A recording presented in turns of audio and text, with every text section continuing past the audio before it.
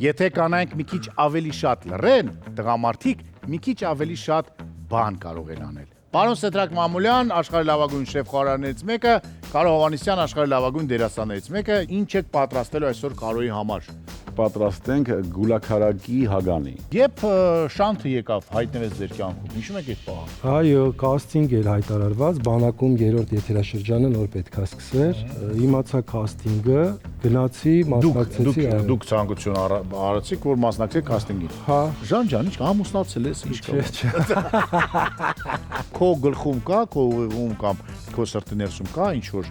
տիպաժ, որն այն պետք է լինի այնպեսի։ Դե ցանկացած մարդու մտքում սրտում որոշակի չափով դու ինքդ գծում ես ինչ մարդ ես ուզում լինի։ Կարո, առաջինը դու պետք է համտեսես ու տաս քո գնահատականը։ Ես դիմացա։